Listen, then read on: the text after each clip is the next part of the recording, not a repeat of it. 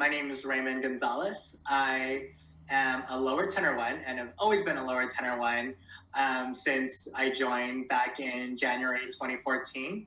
I'm from Los Angeles, California, specifically in Eagle Rock, since LA is so huge.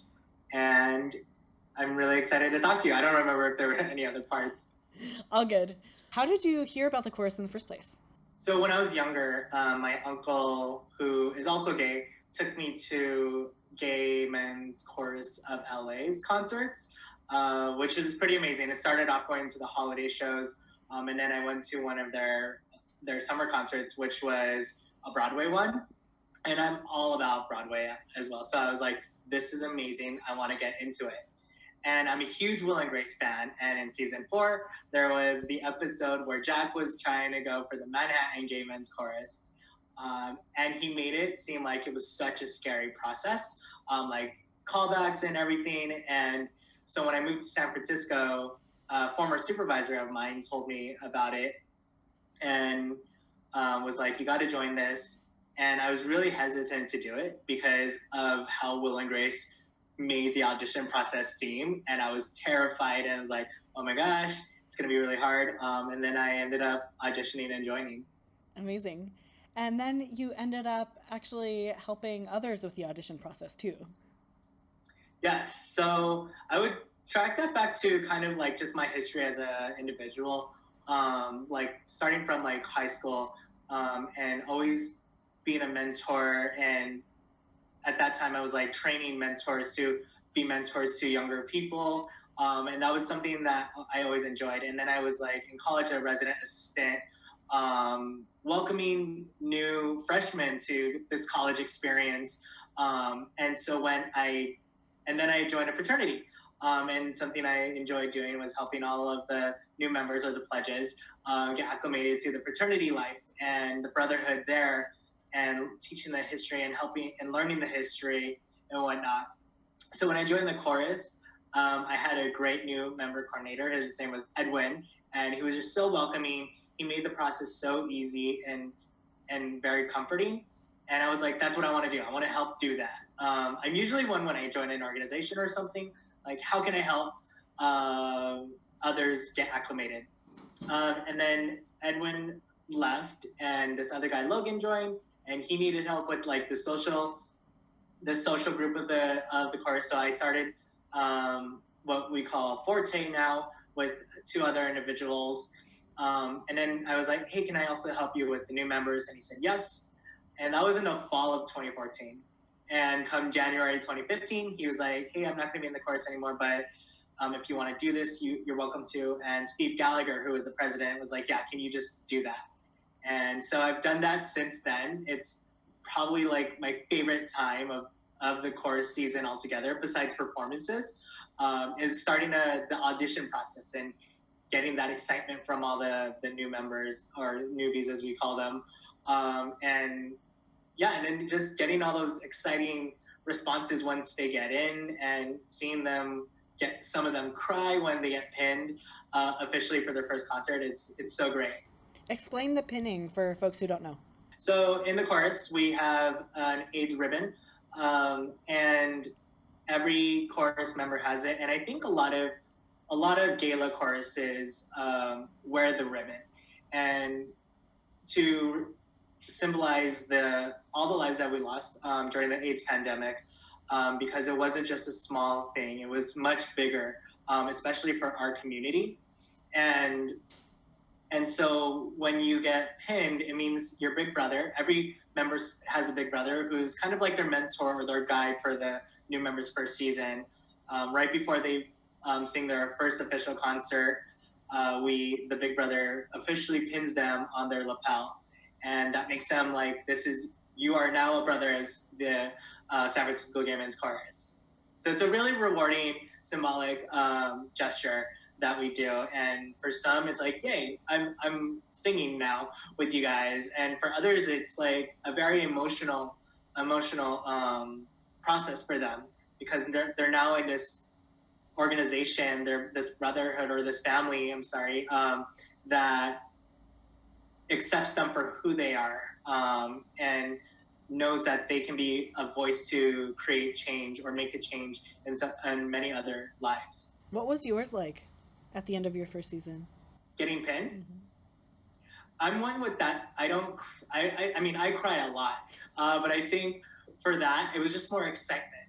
Now we do it at the end of like right before their first concert. When I got pinned, we did it at our last dress rehearsal right before. So they were calling all the new members up. I had not heard of what the pinning was. Now I think we're a little, at least me, I'm a little over communicated. Like, oh yeah, your pinning is going to be this. But I didn't know. So I was just there. I wasn't as close with my big brother. I love him so much, but I just didn't have the rapport that some folks do with their big brother. So when I got it, it was like, oh, this is so exciting. I'm official now. And I related it to being in the fraternity because we go through this long pledgeship, and then out of nowhere we officially got our badge or our pin, and that made me an official brother of the fraternity. So it was just like that same butterfly feeling that I had. Tell me a little more about growing up in Eagle Rock before you moved to San Francisco. As far as what? What was it like as a kid in terms of family, neighborhood, school, coming out, queer role models? Yeah, I would say, well, Eagle Rock itself is lovely. It's such a beautiful village. Some of my favorite memories are going with my family to Cindy's restaurant. That's like one of my favorite cafes, and they just knew us. And it's funny because if we were to go back now, like the owners would just be like, "Oh my God, you're so big," and I'm like, "How do you recognize me?"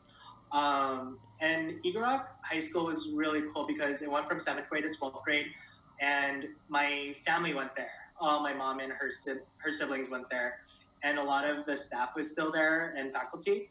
So we had some of their teachers. So it was really cool to go, and they'd be like, "Oh, you're like Mel Soriano's nephew, or you're Kristen Soriano's children," and that was pretty cool. And growing up queer, it's interesting. As far as queer role models, my uncle's gay, as I said earlier, and growing up, I never saw that as different. He was with his former partner Tom, so it was always Uncle Mel and Uncle Tom. We never questioned that there were two men. That's who they were. Just like there was Uncle Mark and Auntie Reg, Auntie Joy and Uncle Mark, all these, all the pairings. And I didn't learn that there was a difference until I was probably into 6th grade, when some girls asked me like Raymond, who do you have a crush on? And I was like, Joshua. I think he's so cute. And they were like, Joshua, are you homosexual? And I was like, what's a homosexual?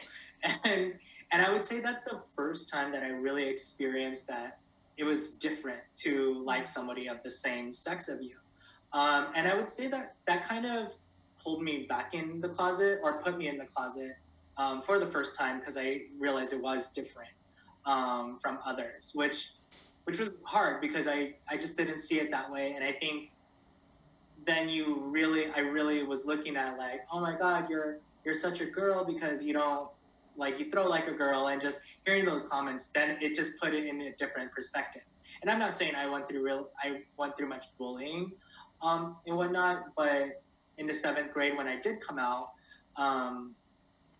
more guys definitely stopped talking to me because they just felt uncomfortable. They didn't, and I think it's just the stigma that came with it. Obviously, I retained like all my girlfriends, and it was a lot of fun that way.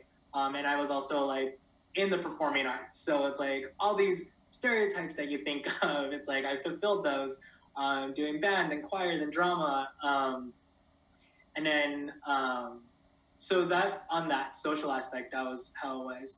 I think I have a twin brother, and he made it a lot easier because I always had that best friend for me.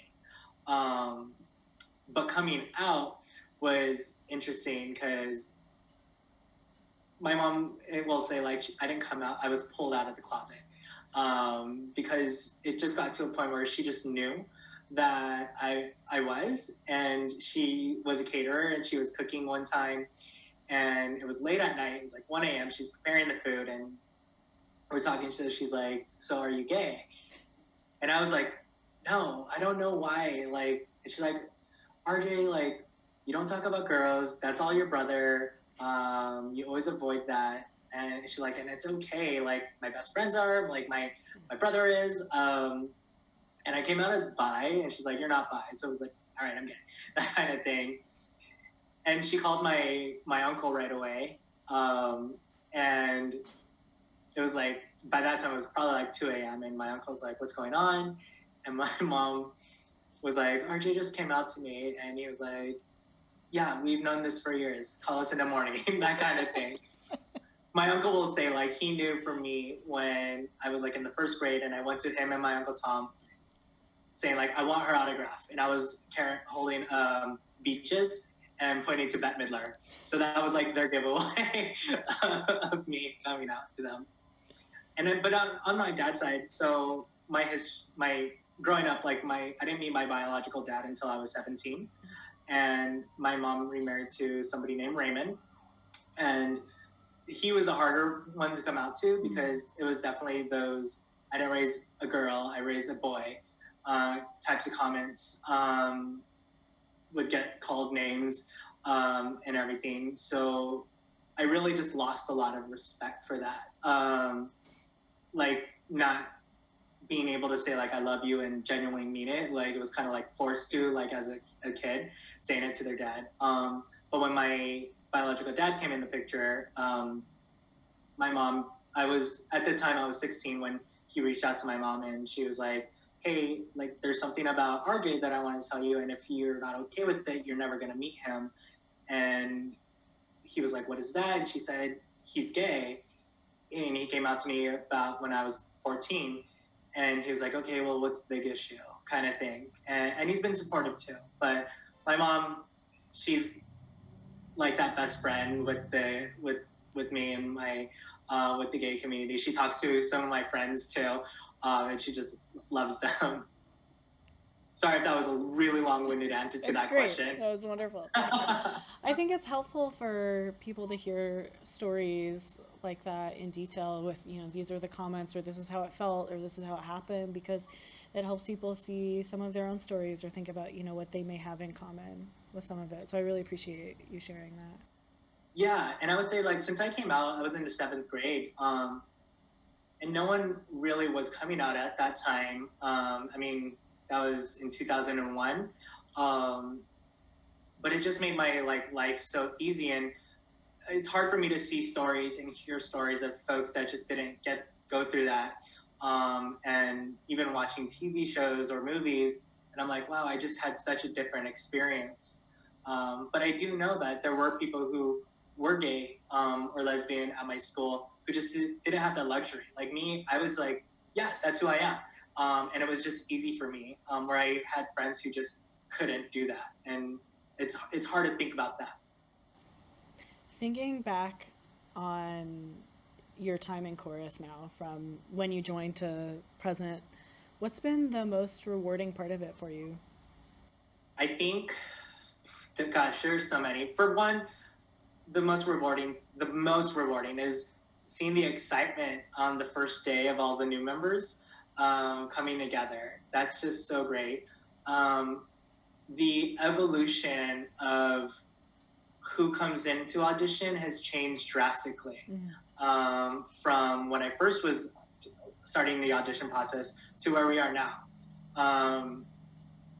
As you know, probably in the chorus, like if you look at the chorus as a whole, it's primarily older white gentlemen.